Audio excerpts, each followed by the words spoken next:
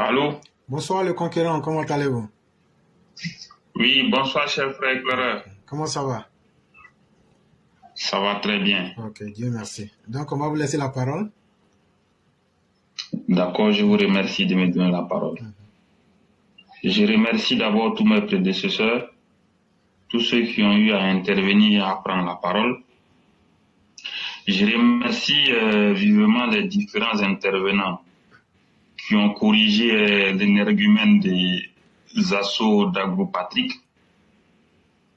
Vous savez, moi, j'ai pas l'habitude trop d'attaquer comme ça en tant que tel, mais l'homme même, j'ai tellement trouvé même qu'il a exagéré ces temps-ci que je me demande même quand il finit et il va se coucher, est-ce qu'il est fier de lui-même? Bref, les intervenants l'ont déjà corrigé.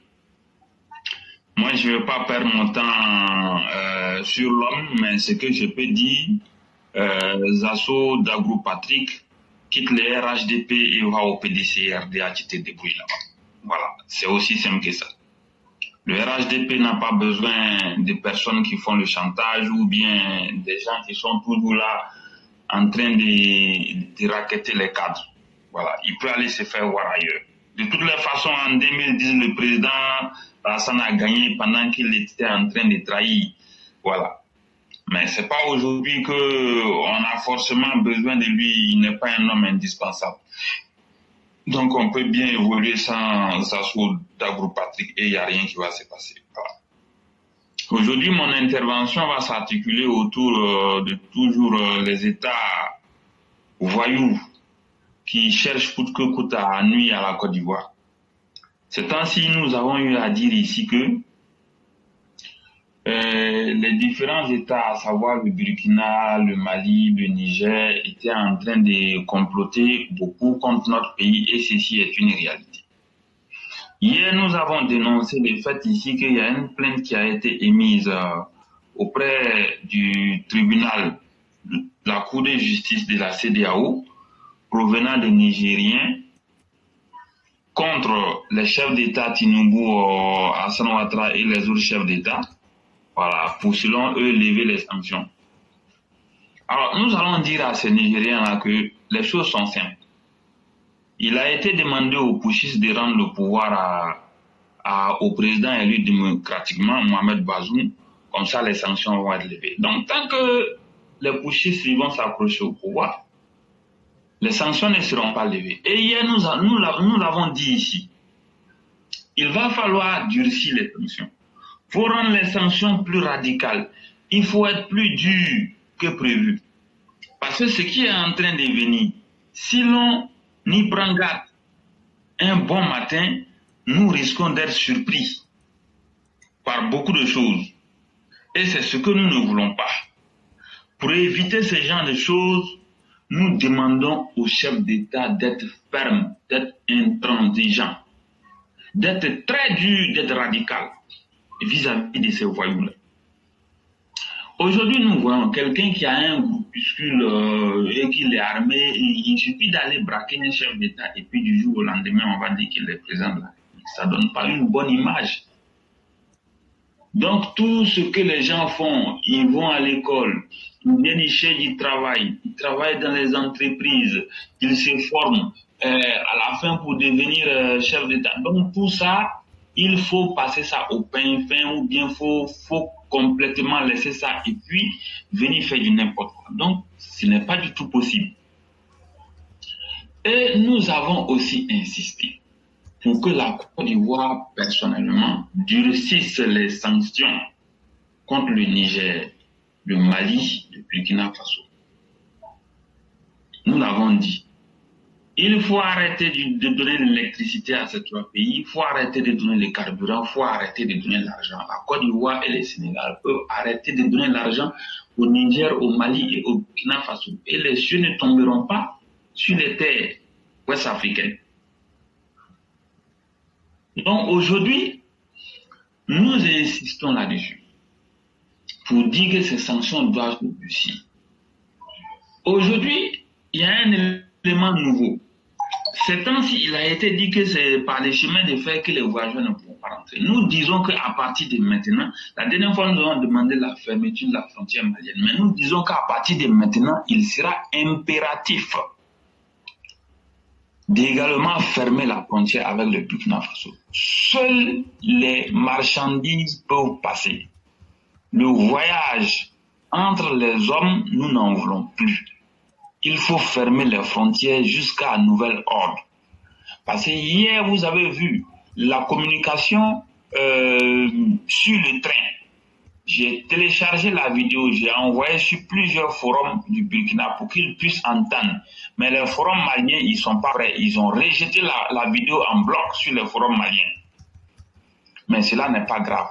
Mais nous disons qu'il n'y a pas matière à avoir pitié de ceux-là dans la mesure où eux, leur objectif, c'est de détruire la Côte d'Ivoire. Les Ivoiriens, en aucun cas, n'accepteront que leur pays soit détruit. Nous l'avons dit également, les réfugiés qui rentrent, il faut contacter les ministres des Affaires étrangères de ces deux pays pour demander aux réfugiés de rentrer.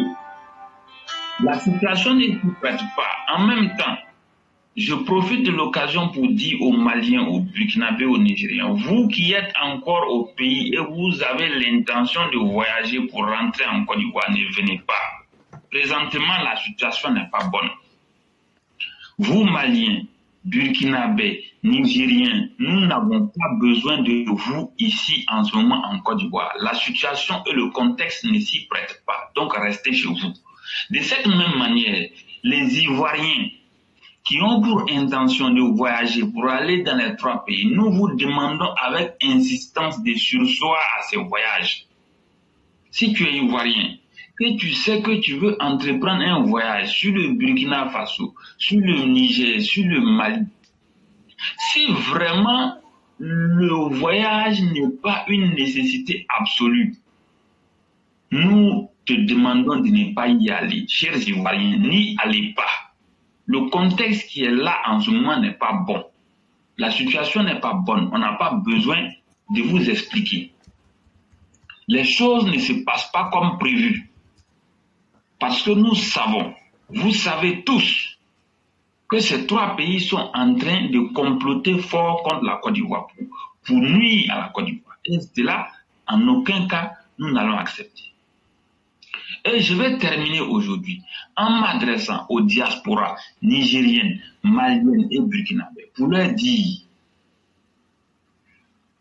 vous êtes en millions dans notre pays depuis plusieurs décennies.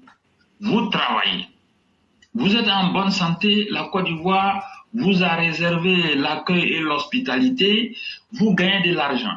On sait, l'argent quitte en Côte d'Ivoire ici pour aller nourrir beaucoup de vos familles qui sont au Mali, au Burkina et au Niger.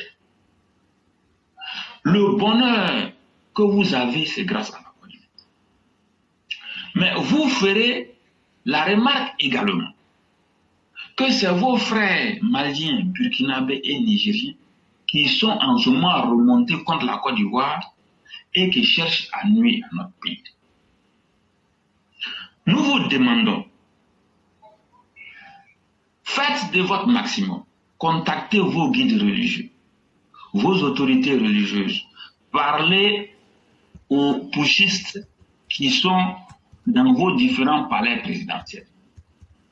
Dites à vos guides religieux et autorités traditionnelles de leur dire, si par mésaventure, la Côte d'Ivoire venait à être attaquée par l'un de vos pays, comme nous sommes sur la toile, nous n'allons pas trop parler, mais vous allez subir les conséquences. Vous allez subir les conséquences. Cela suppose qu'il y aura une panoplie de mesures qui vont être prises à la fois contre vous et contre vos pays respectifs. Et la situation ne sera pas du tout reluisante pour vous. Vous, Burkinabés, parlez avec le Moro Naba, l'autorité traditionnelle. Il faut parler à l'autorité traditionnelle pour lui dire de parler à Ibrahim Traoré parce que les Ivoiriens sont en colère, les Ivoiriens sont informés que c'est une situation bizarre qui est en train de se préparer. Mais nous osons croire que vous n'allez pas prendre les risques d'attaquer la Côte d'Ivoire. Parce que les gens l'ont dit à plusieurs reprises, si la Côte d'Ivoire est attaquée, la Côte d'Ivoire a les capacités et les moyens, en moins de 48 heures, d'envahir et d'occuper soit le Mali ou le Burkina. Nous l'avons déjà dit. Et quand nous le disons, c'est en connaissance de cause. En tant que diaspora malien, burkinabé ou bien nigérien, vous avez intérêt à user de la médiation traditionnelle auprès de vos guides religieux ou bien vos autorités traditionnelles pour demander aux différents putschistes là de faire attention, de se méfier. Parce que si ça explose, vous allez subir très sévèrement les conséquences. Donc voici ce que je voudrais dire aujourd'hui. Si vous avez quelque chose à ajouter, je vous écoute. Vraiment, merci beaucoup le concurrent. Merci pour la lucidité dont vous faites preuve. Tout ce que vous avez dit, ce sont des vérités immuables. Ça s'impose. Et comme vous l'avez bien dit, il y a un Malien même qui est sorti pour dire que la générosité des Ivoiriens ne sera jamais reconnue par eux les Maliens et que c'est peine perdue que nous autres Ivoiriens puissions perdre notre temps à leur faire du bien. Mais je le dis à tous ces chefs d'État et en particulier à la CEDEAO, tant qu'il n'y aura pas de sanctions simultanées au Mali, Burkina, Niger, Guinée et autres, tout ce que vous êtes en train de faire, vous ne faites que différer le coup d'État qui se passera dans vos pays. Ce que je suis en train de dire là, les chefs d'État qui sont dans la CEDEAO, qui pensent qu'eux ont été élus par des élections, vous êtes en train de vous amuser avec ces djihadistes qui se disent aujourd'hui des gentes, ces brigands, ces voyous qui sont au pouvoir. Sachez que vous êtes en train de différer, de mettre en retard, de mettre à demain ce qui va vous arriver. Vous êtes en train de leur donner le temps de s'apprêter contre vous. Et donc, si vous n'avez pas du tout de respect pour le vote que vos populations vous ont accordé, continuez à vous amuser avec ces djihadistes, ces brouillons et ces broutards qui sont aujourd'hui à la tête de ces pays-là. Continuez à leur donner de la voix pour qu'ils prennent le temps de bien se constituer demain là. Et quand je dis demain, c'est-à-dire au moment où vous attendez le moins là, ils vont venir vous balayer. Et puis, la tradition des coups d'État va devenir une norme en Afrique de l'Ouest. Qu'est-ce qui vous fait défaut pour leur appliquer les sanctions des textes de la CEDEAO? C'est ce que ces militaires attendent. Eux ne se gênent pas pour aujourd'hui vous montrer qu'ils vont tout faire pour vous mettre en mal. Il faudrait que nous soyons sérieux.